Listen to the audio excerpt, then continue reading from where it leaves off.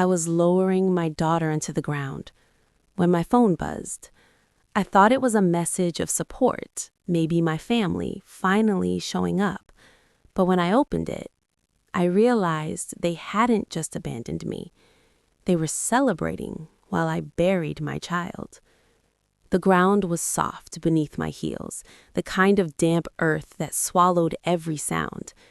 Ava's casket looked impossibly small as it descended into the red Carolina clay at Maplewood Cemetery.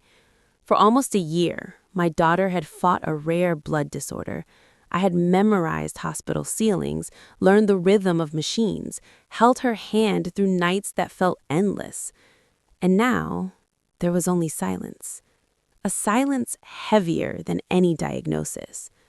My fingers tightened around the hem of my black coat, trying to steady the tremor, but grief doesn't listen. It seeps in. It takes over. Only one person stood beside me, Angela Brewer, 72 years old, my neighbor. Not my parents, not my sister.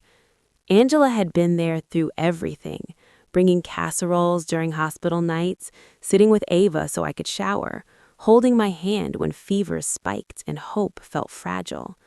Now, her weathered hand rested gently on my arm, the only warmth in a day that felt hollow. The minister's voice faded into the background, soft and distant. Words about peace, about rest. None of it reached me. Then, my phone buzzed. Instinctively, I pulled it out. Maybe, just maybe, someone was reaching out.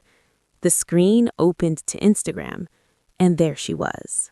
Vanessa. Champagne flute raised, a diamond catching the light. Smiling. My parents stood beside her, perfect, polished, untouched by grief. The caption had been posted minutes ago. Forever begins tonight. Location, Grand Horizon Hotel, Raleigh. My chest tightened, something sharp and unbearable cutting through me. They weren't late. They weren't overwhelmed. They had chosen not to come. Another buzz. A text. From my mother. For a split second, hope flickered. Maybe now, maybe she'd say something that mattered. I opened it. Stop being dramatic. This is urgent. The air left my lungs. Then another message appeared. We need to discuss Ava's trust fund. $950,000 cannot sit idle. Angela's grip on my shoulder tightened slightly, as if she could feel the cold rushing through me. I locked my phone and stared at the grave, because in that moment, I understood something clearly. Tomorrow, I wasn't just facing grief.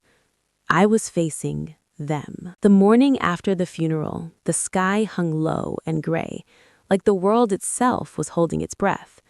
I drove slowly through the tree-lined streets of Oakwood Heights, every turn feeling heavier than the last. My parents' colonial house came into view, pristine as ever.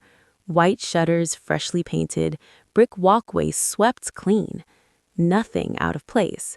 Nothing that hinted a child had just been buried the day before. I parked at the curb, my hands gripping the steering wheel tighter than necessary. My stomach knotted so hard it felt difficult to breathe. Before I could even knock, the front door opened. My father stood there, his expression carefully arranged. "Serena, come in. We've been waiting." His voice was warm, but it didn't reach his eyes. It felt practiced, rehearsed. Inside, the living room looked nothing like a home. It looked like a meeting. My mother stood near the mantel, posture straight, lips pressed into a thin line of concern. Vanessa sat poised on the sofa, dressed in a crisp blazer, composed, controlled.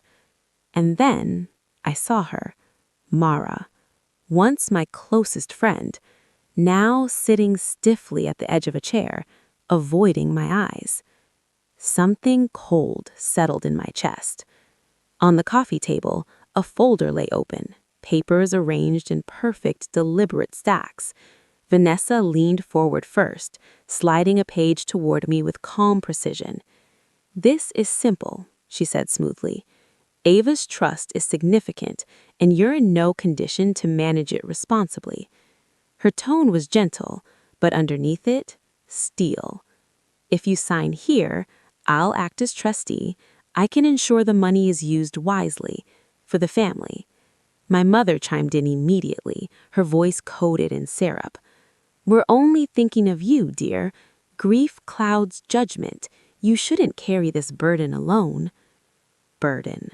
The word echoed. My hands trembled as I picked up the paper, my vision blurred slightly. But then something caught my eye. A note, scribbled in the margin. A date.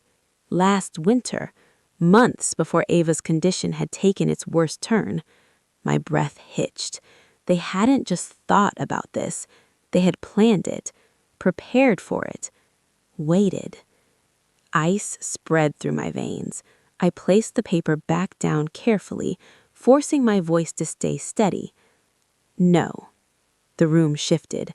Vanessa's smile flickered for a second, then her eyes hardened. "Don't be impulsive, Serena. We're trying to help you." Help.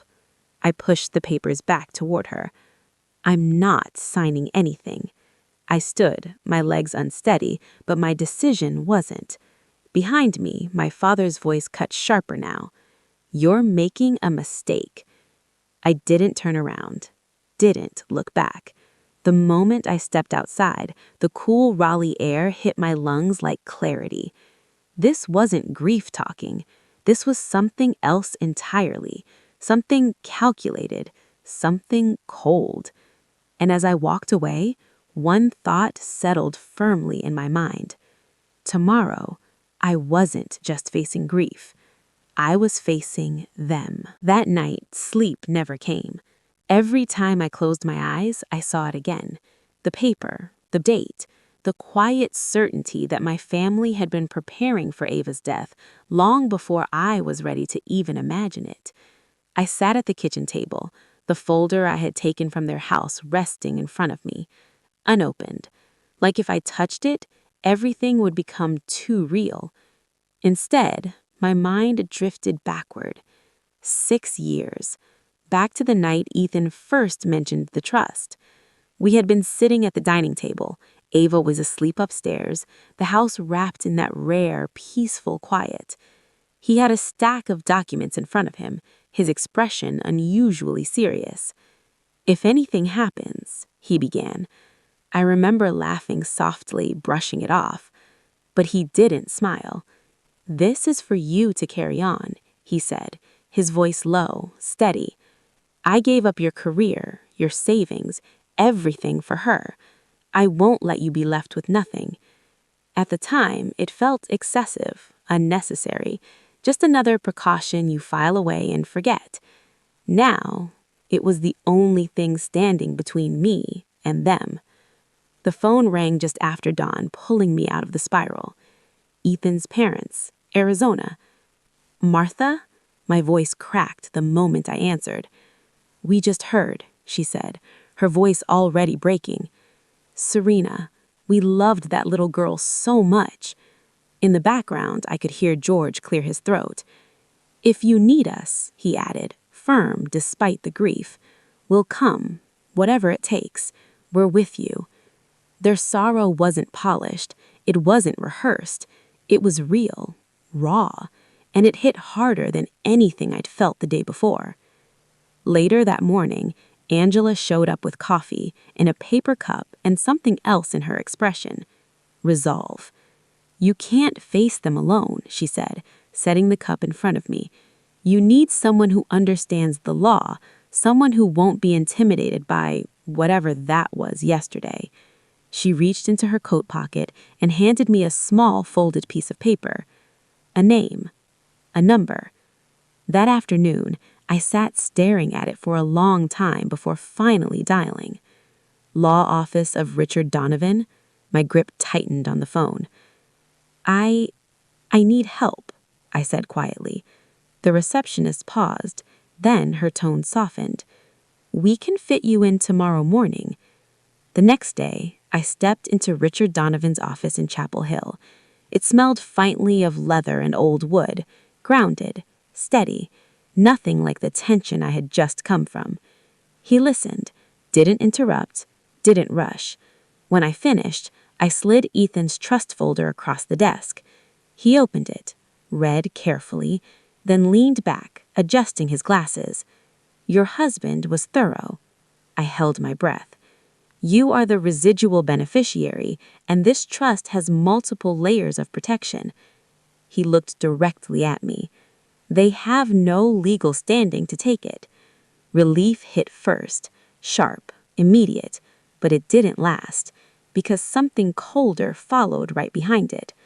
The law might be on my side, but my family was just getting started. Richard didn't soften the truth. He'd come back harder, he said, his voice calm but firm.